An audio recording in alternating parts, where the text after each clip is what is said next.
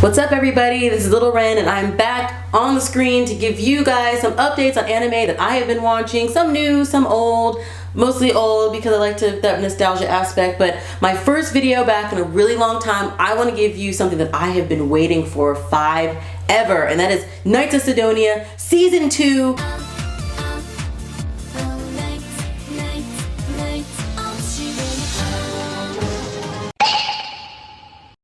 So super excited. I know it's probably been out for maybe longer than I've been paying attention to, but because it's a Netflix original series, the entirety of the 12 episodes are available to watch right now, so you can binge it just like I did over a couple of days span, and you will not be disappointed. Now, if you have not seen season 1 of Knights of Sidonia, or Kishi no Sidonia, which apparently we've been saying Sidonia and they say Sidonia, I don't know, some like weird translational thing, but you can actually watch all of the episodes in English. It's defaulted in English. Like I said, if you haven't watched season 1, I highly recommend going back and watching it. It's all still on Netflix and you can get the basis of the story. What I really like though about season 2 is that it picks up where the last story left off, which everybody's like, oh, I love that. But it has a whole new set of story that you can enjoy. It's not just them pounding in what happened in season 1. Like, we introduce now a new character named Tsumugi, who is a hybrid of human and the Ghana. So, okay, let me kind of back up a little bit because I already gave you some sort of a spoiler, but you figured this out pretty early. There's a lot of weird confusion, things going on with the character named Kanado that are a little, like I said, confusing if you're not familiar with characters and past situations from season 1. But in season 2, they've created this new character, Tsumugi, and she is a hybrid, so she's a mix of course, human and the weird, creepy, gooey characters that they've been fighting this whole entire time in space that only want to just like destroy them. So it's this big uproar about whether or not this character is going to be, you know, a friend, a foe. Other people in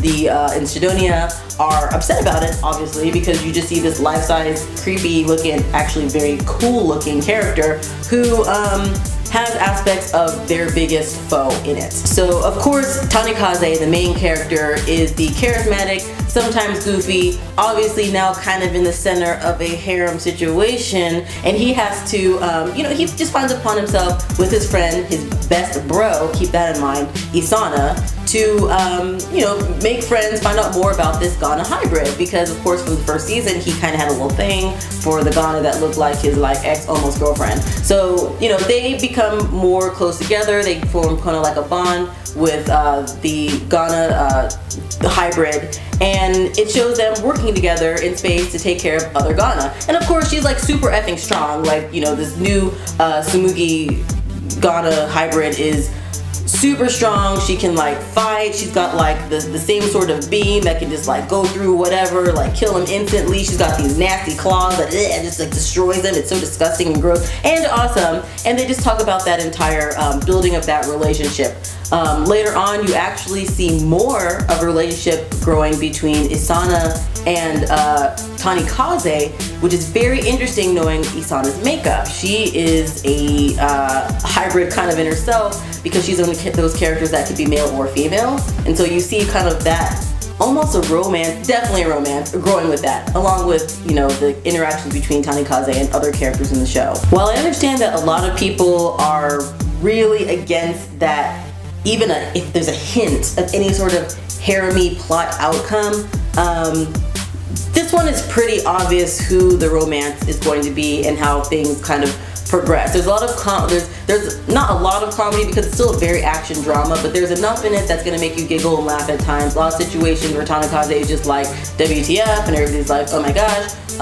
But realistically, it all drives back to the action. When they're obviously in space, there's the action, there's the really good drama of this, and it all just ties together. It's such a well-made story that you're gonna be really upset when season 2 is over and you get to the end and you're like, wait, oh no, it's over. I don't get to see these characters happen and do things anymore. I'm hoping that there's a season 3, but just in case, just to remind you, there is a manga, so you can watch it. I've actually chosen not to watch it or not to read the manga just because I'm enjoying the animation and the sequence so much. Now, I have read the other manga that the creator of the show has written, that's Blamed, which they actually Blame, which there actually is a cameo of them watching that show, an anime version of that manga in one of the episodes. It's super amazing. It threw me for a loop. I was like, what am I watching? Oh my gosh, is this gonna be really a thing? Please make Blame animated because you won't understand a lot of it if you just read it. I wanna know what you guys think about Knights of Sidonia. I don't mind talking to you guys. I mean, I really wanna talk to you guys about some of the spoilers that I left out, some of the plots that happened.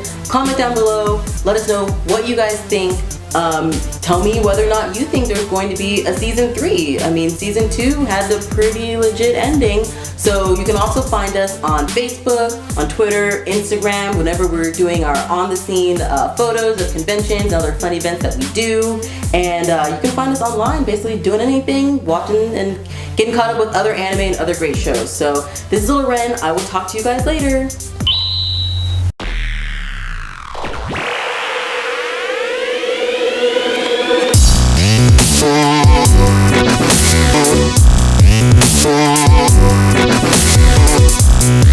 Yeah.